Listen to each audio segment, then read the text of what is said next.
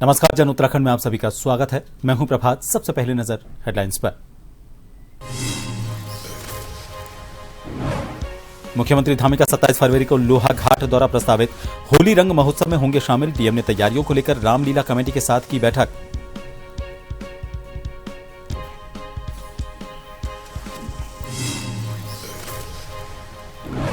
जन जन के द्वारा अभियान पर लगा विराम। 13 जनपदों में लगे 600 से ज्यादा शिविर। 7 लाख से ज्यादा लोगों को मिला फायदा।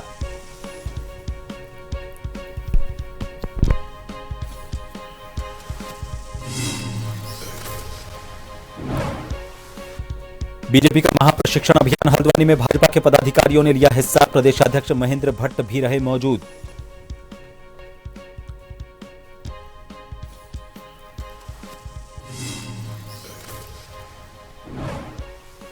उत्तराखंड में आपदा से निपटने की बड़ी तैयारी। 8 जिलों में बढ़ाई जाएगी स्वचालित मौसम स्टेशनों की संख्या। देहरादून, अल्मोड़ा, चंपावत और चमोली में लगेंगे डॉपलर मौसम रडार।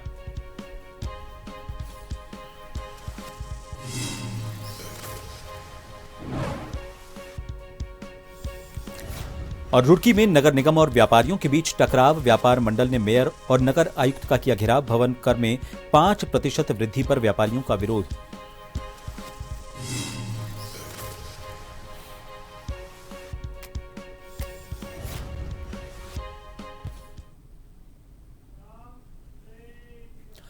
मुख्यमंत्री पुष्कर सिंह धामी लोहाघाट के प्रसिद्ध होली रंग महोत्सव में शामिल होंगे।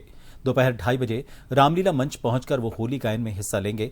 इस दौरान सरयू लिफ्ट पेयजल योजना और रामलीला मंच निर्माण को लेकर उनका नागरिक अभिनंदन भी किया जाएगा।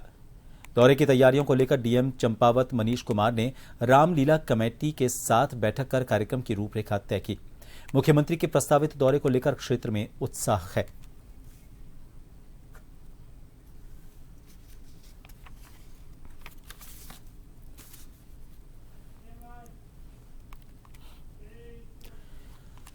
रुक करेंगे अगली खबर है हल्द्वानी से। बीजेपी का महाप्रशिक्षण अभियान आज हल्द्वानी में चल रहा था।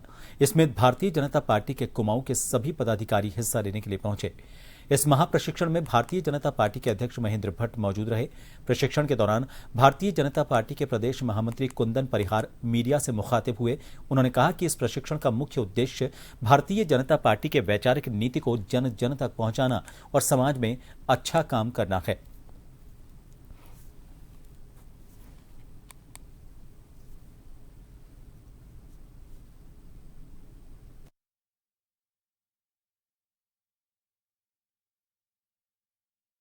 का कार्यक्रम केवल उत्तराखंड में नहीं संपूर्ण देश भर में चला है। जहां तक 2027 का प्रश्न है तो हमारी सरकार ने अनेक ऐसे लोक कल्याणकारी और ऐतिहासिक कार्य किए हैं। आज जनता का विश्वास अर्जित करने में हम सफल हुए हैं। उत्तराखंड की जनमानस ने भी अनेकों चुनावों में, चाहे पंचायत के हो, चाहे निकाय के हो, राज्य विधानसभाओं के हो, लोकसभा के हो, भारतीय जनता पार्टी को स्पष्ट बहुमत दिया है। और आज उत्तराखंड की जनमानस देवतुल्य जनता भारतीय जनता पार्टी के साथ में है। और हम समझते हैं कि इस उत्तराखंड में 2027 में भारतीय जनता पार्टी पुनः तीसरी बार बड़ी विजय प्राप्त करेगी और हैट्रिक बनाएगी। भारतीय जनता पार्टी की कार्य की पद्धति का अंग प्रशिक्षण है।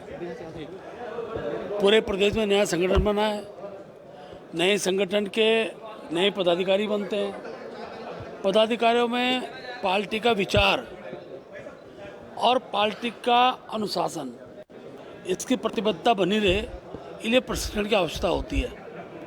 और आज का जो वर्ग है, इस वर्ग में जिनको मंडल स्तर तक जाकर प्रशिक्षण देने ऐसे कार्यकर्ताओं का वर्ग है। 7 विषय हैं। 7 विषयों पर अलग अलग टोली बैठेगी, विषय का चयन होगा और उन विषयों को लेकर जो हमारा 7 मार्च से लेके और 14 अप्रैल तक का जो कार्यक्रम है मंडल स्तर का, उसके वर्ग लगेंगे। उसके बाद जिला स्तरीय वर्ग लगेंगे और बाद में प्रांत का वर्ग भी लगेगा। हमारे जो 7 मोर्चे हैं, 7 मोर्चों के भी हम ट्रेनिंग के कैंप अलग अलग करेंगे। भारतीय जनता पार्टी कार्यकर्ताओं को वैचारिक कार्यकर्ता रूप में स्थापित करती है, इसलिए इन वर्गों की आवश्यकता रहती है। से मारपीट मामले में विवादों में आए उमेश शर्मा काऊ के खिलाफ यूथ कांग्रेस ने प्रदेश भर से मोर्चा खोल दिया है। यूथ कांग्रेस कार्यकर्ताओं ने कई जिलों में प्रदर्शन करते हुए विधायक का पुतला फूंका और उनके खिलाफ सख्त कार्रवाई की मांग की। इसी क्रम में आज विकासनगर में भी पचवादून और जौनसार बावर क्षेत्र के यूथ कांग्रेस पदाधिकारियों और कार्यकर्ताओं ने जोरदार प्रदर्शन किया। प्रदर्शनकारियों ने आरोप लगाया कि भाजपा शासन में प्रदेश में आपराधिक घटनाएं बढ़ती जा रही हैं और उन पर अंकुश लगाने के बजाय सत्ता पक्ष के लोग ही अराजकता फैला रहे हैं।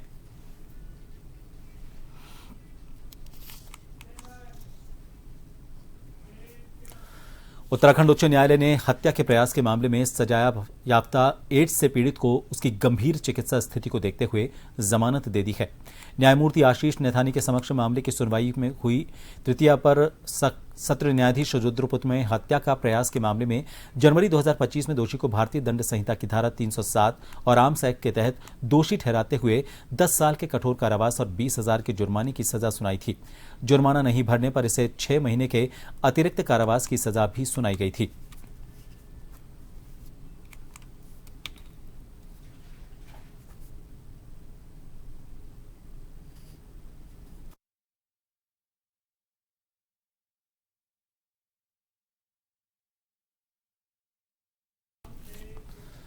देहरादून के रायपुर में प्राथमिक शिक्षा परिषद के निदेशक कार्यालय में एक स्कूल की मान्यता और नाम परिवर्तन से जुड़ी फाइल को लेकर पहुंचे भाजपा विधायक के समर्थकों द्वारा मारपीट और तोड़फोड़ की घटना का एक वीडियो इन दिनों काफी वायरल हो रहा है।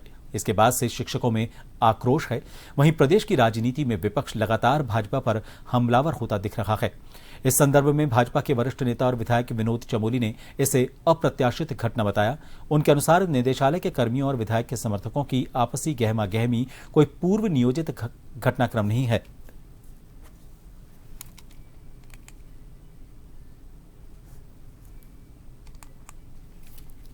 ये अप्रत्याशित घटना है, चाहे निदेशालय के कर्मियों के लिए हो, चाहे माननीय विधायक और उनके सहयोगी जो वहाँ पर मौजूद थे उनके लिए रहा हो। मैं नहीं समझता कि कोई पूर्व नियोजित ऐसा कोई घटनाक्रम वहाँ पर हुआ है कि कहीं शिक्षा निदेशालय के लोग पहले से कोई तैयार थे या यहाँ से जो लोग गए थे वो कोई झगड़ा करने के लिए गए थे। लेकिन अप्रत्याशित एक घटना घट गई, आपस में वाद विवाद हो गया। अब उसके दो नज़रिए हैं। एक तो कानून अपने नज़रिए से देख रहा है, दोनों पक्षों से एफआईआर लॉन्च हुई है और कानूनी प्रक्रिया भी चालू है। उसमें जिस तरह से भी पुलिस को अपना काम करना वो कर रही है। साथ ही जो हमारे कर्मचारी शिक्षक संगठन हैं वो भी काफ़ी आक्रामक है। तो मेरा ये कहना है कि एक बार बातचीत करके, क्योंकि अब एकदम से जो जनप्रतिनिधि हैं उनको भी कहीं ना कहीं एक समन्वय बिठाना पड़ता है और हमारा वो शिक्षा निदेशालय, वहाँ पर बहुत सारे लोगों के काम होते हैं जिनका समन्वय होना भी जनप्रतिनिधियों का और विभागों का बहुत आवश्यक है। तो बातचीत का रास्ता भी कहीं ना कहीं खुला रहना चाहिए, ऐसा मेरा मानना है। अल्मोड़ा जिले के सल्ट क्षेत्र के डभरा सौराल गांव में पिछले कई दिन से दहशत का कारण बना गुलदार आखिरकार वन विभाग द्वारा लगाए गए पिंजरे में कैद हो गया। गुलदार के पकड़े जाने के बाद ग्रामीणों ने राहत की सांस ली। बताया जा रहा है कि उसने कुछ बकरियों को भी अपना शिकार बना लिया था। इससे पशुपालकों में खासा डर था। बच्चों और महिलाओं को घर से बाहर भेजने में भी परिजन डर रहे थे। रेंज अधिकारी गंगा शरण ने बताया कि पिंजरे में लगभग 2 वर्षीय गुलदार पकड़ा गया है।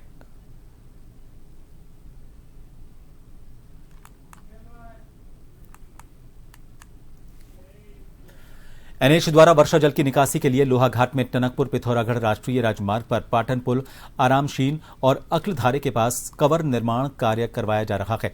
एनएच द्वारा निर्माण कार्य के लिए गड्ढे खोदकर छोड़ दिए गए। कई दिन से काम बंद पड़ा है और इस कारण राष्ट्रीय राजमार्ग पर बड़ी दुर्घटना का खतरा पैदा हो गया है। जाम की स्थिति बनी रहती है।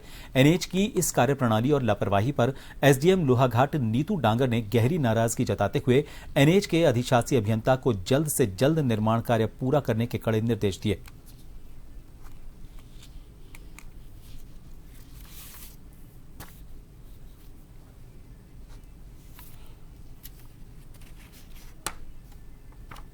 एनएच पे वर्तमान में 3 स्क्रबर कार्य में गतिमान हैं और जहां अभी वर्तमान में कार्य रुका हुआ है, तो मेरे द्वारा एक्सीएन एनएच से बात की गई है। उन्होंने बताया कि उन्होंने जो उनके ठेकेदार हैं उनको नोटिस जारी किए हैं और कुछ लैंड को लेके डिमार्क कराने की बात हुई है, जिसमें रेवेन्यू, वन विभाग और एनएच तीनों ज्वाइंट करके उसका समाधान कर लेंगे और बहुत जल्दी इसमें कार्य प्रारंभ कर दिया जाएगा। खनिज निकासी के लिए नदियों में खनन की अनुमति लेबर द्वारा करने की दी जाती है, लेकिन धरती का सीना चीरने वाले खनन माफिया चोरी छिपे भारी भरकम मशीनों से खनन किए जाने की सूचना मिलने पर प्रभागीय वनाधिकारी तराई पश्चिमी वन प्रभाग रामनगर प्रकाश आर्य, उप प्रभागीय वनाधिकारी रामनगर किरण शाह के निर्देश पर 3 टीमों का गठन किया गया। टीमों द्वारा अलग अलग रास्तों से कालू सिद्ध नदी क्षेत्र की छापामारी के दौरान अवैध खनन कर रहे 5 मिनी लोडर को घेराबंदी कर पकड़ा गया। वन टीमों द्वारा संयुक्त रूप से कार्रवाई करते हुए 5 मिनी लोडर को वन रक्षा में लेकर विधिक कार्रवाई करते हुए कार्यशाला वर्कशॉप रामनगर में सुरक्षित खड़ा कर दिया गया।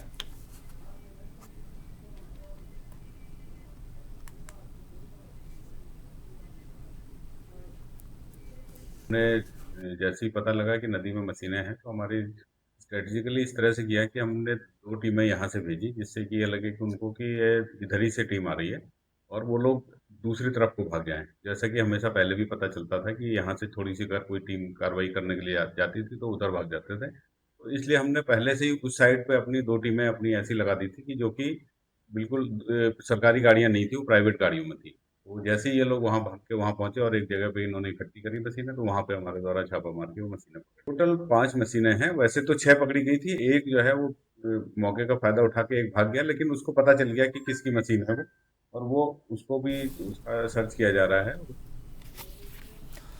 प्रदेश में अब तक चल रहे मुख्यमंत्री धामी के निर्देश पर 45 दिन के लिए जन जन की सरकार जन जन के द्वार अभियान का अभूतपूर्व सफलता के साथ विराम हो चुका है। इस संदर्भ में भाजपा प्रदेश प्रवक्ता हनी पाठक ने बताया कि यह अभियान सरकार की बहुत बड़ी उपलब्धि रहा है। उन्होंने बताया कि प्रदेश के 13 जनपद में 600 से ज्यादा शिविरों के माध्यम से 7 लाख से ज्यादा लोगों द्वारा अभियान का फायदा लिया गया। प्रदेश प्रवक्ता ने बताया कि इस अभियान से प्रदेश की जनता भी खुश है और लगातार मुख्यमंत्री धामी का भी जनता से गहरा जुड़ाव होता जा रहा है। उन्होंने कहा कि न केवल अभियान बल्कि सीएम हेल्पलाइन नंबर और अनेकों बार जनता के बीच भ्रमण करके मुख्यमंत्री धामी ने जनता के विश्वास को बनाया है और जनता का आशीर्वाद भी भाजपा सरकार को मिल रहा है।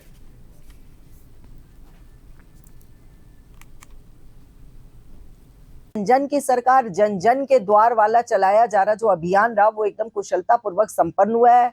पूरी देवतुल्य जनता उत्तराखंड की इससे पूरी तरीके से खुश है और सीएम साहब लगातार जो जुड़ाव जनता से करते जा रहे हैं। आप कहीं भी देखेंगे मीटिंग के दौरान, कहीं ये जो इनका प्रवास रहता है हमारे मुख्यमंत्री जी का, चाहे भ्रमण का कार्य होता है, ये जनता से जो जुड़ाव का इनका कार्य है वो लगातार देखने को मिल रहा है। चाहे क्षेत्र का भ्रमण हो और जनता से सीधा संवाद हो, और 1905 की जो सीएम हेल्पलाइन की भी जो कार्य चल रहा है वो भी बहुत ही अच्छा रिजल्ट देखने को उत्तराखंड में उसके द्वारा भी मिल रहा है। तो जनता से जुड़ाव तो लगातार धामी सरकार करती चली आ रही है।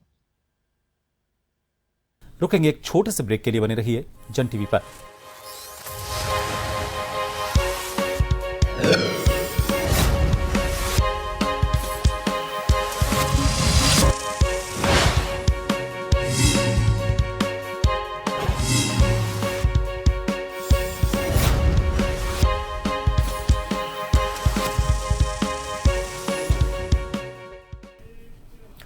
ब्रेक के बाद एक बार फिर आप सभी का स्वागत है। हाल ही में वाराणसी में आयोजित बीजेपी का पंडित दीनदयाल उपाध्याय प्रशिक्षण महाअभियान 2026 के तहत उत्तर पूर्व जोन की कार्यशाला के आयोजन से प्रशिक्षित होकर लौटे प्रदेश भारतीय जनता पार्टी के दर्जाधारी राज्यमंत्री ज्योति प्रसाद गैरोला ने बताया कि भाजपा के राष्ट्रीय कार्यक्रमों में प्रशिक्षण की अहम भूमिका रहती है। उन्होंने बताया कि संगठन में विभिन्न स्तर पर काम करने आए कार्यकर्ताओं को प्रशिक्षण देने के लिए इस प्रकार की कार्यशाला का आयोजन किया जाता है और इस बार उत्तराखंड, बिहार और उत्तर प्रदेश के 1000 से ज्यादा पदाधिकारियों द्वारा कार्यशाला में हिस्सा लिया गया।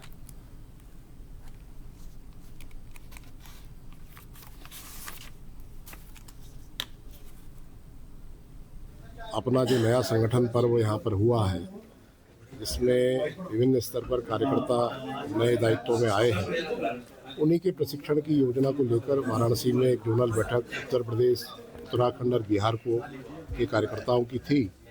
अब उसी तर्ज पर आज कुमाऊं के हल्द्वानी क्षेत्र में और 26 तारीख को गढ़वाल क्षेत्र में यह जोनल प्रशिक्षण कार्यशालाएँ आयोजित की जाएंगी। उसके बाद मार्च से लेकर 15 अप्रैल तक हमारे मंडल स्तर के प्रशिक्षण शुरू हो जाएंगे। काशीपुर के समर स्टडी हॉल स्कूल में एस्ट्रो पाठशाला का आयोजन किया गया। पाठशाला में एस्ट्रोवर्स एक्सपीरियंस प्राइवेट लिमिटेड काठ गोदाम से आई 6 सदस्यों की टीम ने छात्र छात्राओं को चांद और तारों को टेलीस्कोप के माध्यम से करीब से दिखाया और इसके बारे में विस्तार से जानकारी दी। आपको बता दें कि कुंडेश्वरी रोड स्थित शुरू हुई एस्ट्रो पाठशाला में चंद्रमा और तारों को नजदीक से देखा और इस दौरान स्कूल प्रबंधक मुक्ता सिंह ने मीडिया से बात करते हुए बताया कि इस एस्ट्रो पाठशाला का उद्देश्य है कि हम उन तारों को करीब से देखें जो हमें बचपन से लेकर आज तक अचंभित करते रहते हैं, उनके बारे में पूरी डिटेल से बताया जाए।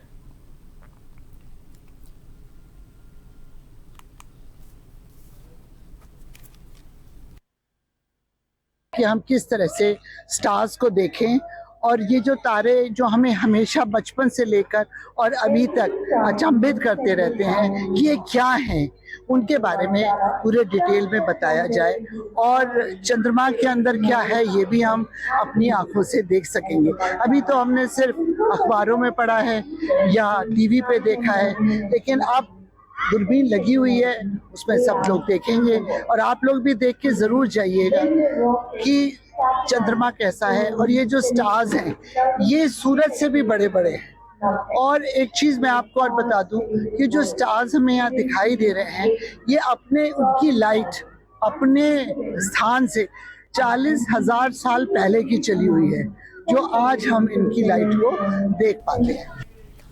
लक्सर में आज सैकड़ों अधिवक्ता एकजुट होकर कोतवाली पहुंचे और 20 फरवरी को लेखपाल के साथ हुए विवाद के मामले में दर्ज मुकदमे में संगीन धाराएं बढ़ाने की मांग की।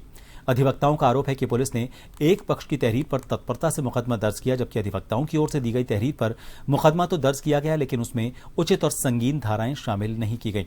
अधिवक्ताओं ने कोतवाल से मुलाकात कर निष्पक्ष जांच और मुकदमे में सही धाराएं जोड़ने की मांग की।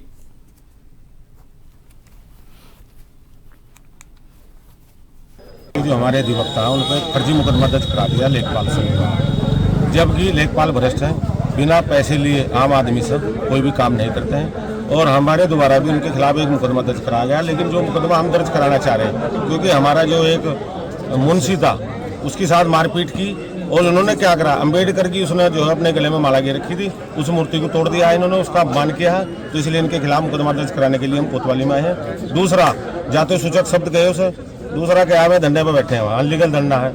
जो एसडीएम है वो डरपोक है, उसे ये नहीं पता क्या हो रहा है देश दुनिया में। जो आदमी सरकारी कर्मचारी वो कैसे धरना दे देगा, और इसलिए हम उसके खिलाफ जो रिट में जा रहे हैं हाईकोर्ट में, उसमें तहसीलदार एसडीएम को पार्टी बनाया जाएगा और लेखपालों को पार्टी बनाया कि जो अनलीगल धंधा इनका हटाया जाए और इनके खिलाफ कानूनी कार्रवाई की जाए। अपने जो उच्च अधिकारी उन्होंने भी यही बात कही है और इसमें हम अपना मान सम्मान के साथ कोई समझौता नहीं कर सकते, क्योंकि ये हमारे मान सम्मान से जुड़ा मामला है और बिल्कुल अपना जो आंदोलन है वो बिल्कुल सही रूप से हम कर रहे हैं। आगे की जो भी रणनीति होगी हम आप लोगों को निश्चित जो बताओगे इस बारे में। कोतवाल साहब के साथ पास हम 20 तारीख में भी आए थे, हमने अपनी तहरीर दी, हमारे जिन अधिवक्ता साथियों और टाइपिस्ट साथियों के साथ में वहाँ मारपीट, गाली गलौज और जातिसूचक शब्दों का प्रयोग किया गया था और उनसे घूसखोरी की जो मांग की गई थी उसकी हमने पहले भी साहब को कोतवाल साहब को तहरीर दी थी, किंतु उसमें सभी धाराओं में मुकदमा ना दर्ज होते हुए कुछ सीमित धाराओं में मुकदमा दर्ज किया गया, जिससे पूरा अधिवक्ता समाज रोषित था और रोषित होने के बाद सभी लोग इकट्ठा होकर अपनी अग्रणी कार्रवाइयों को करवाने के लिए कोतवाल साहब के पास आए थे, जिसमें उनके द्वारा से यही आश्वासन दिया गया कि जो अन्य शिकायत में बातें थी उनको भी एफआईआर में शामिल किया जाएगा। और ये ना होने की वजह से पूरे अधिवक्ता समाज में एक गहरा रोष है और अधिवक्ता समाज भी आगे अपने आंदोलन को तीव्र गति देने के बारे में विचार कर रहा है। खबर देहरादून के विकास नगर से है। यहां पर कथित अवैध खनन और स्टोन क्रशर गतिविधियों के खिलाफ ग्रामीणों का गुस्सा बढ़ता जा रहा है। ग्रामीणों का आरोप है कि यहां कई स्टोन क्रशर बिना पर्याप्त वाटर स्प्रिंकलर और ग्रीन बेल्ट के संचालित हो रखे हैं। इससे पूरे इलाके में धूल का गुबार छाया रहता है।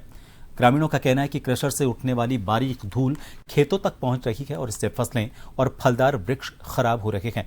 करीब 1.5 महीने पहले एसडीएम विकासनगर ने मौके पर निरीक्षण कर सख्त कार्रवाई का आश्वासन दिया था।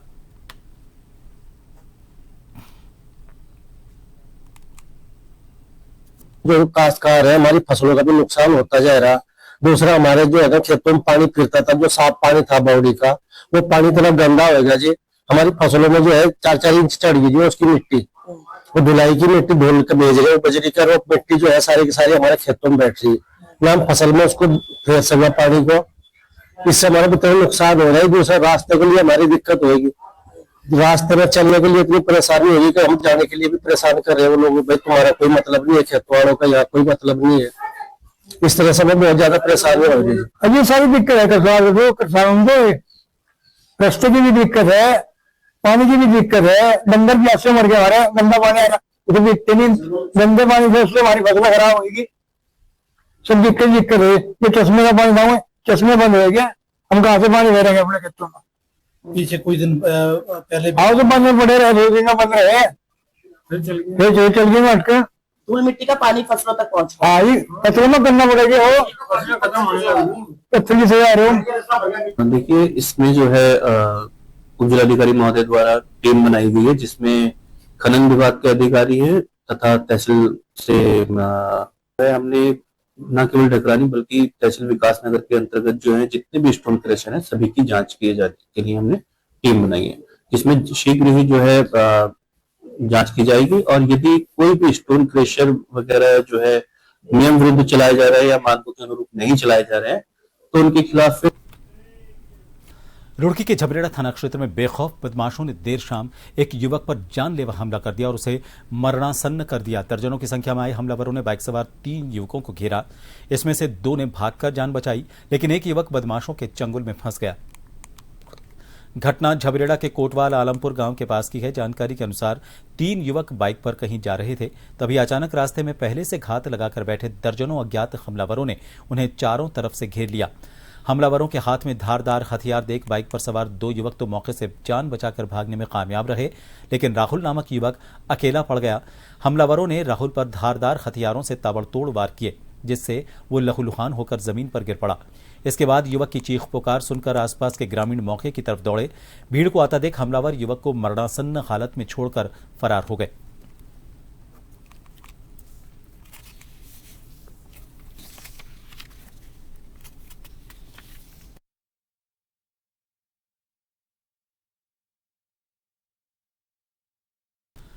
देहरादून पुलिस ने ऑपरेशन क्रैकडाउन को सभी थानों में सर्कल ऑफिसर स्तर पर लागू किया है, जबकि इसकी मॉनिटरिंग एसपी सिटी और एसपी ग्रामीण कर रहे हैं। खुद एसएसपी स्तर पर भी हर सप्ताह इसकी समीक्षा की जाएगी।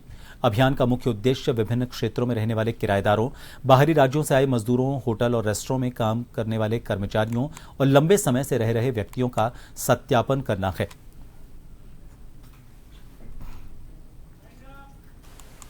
ऑपरेशन क्रैकडाउन एक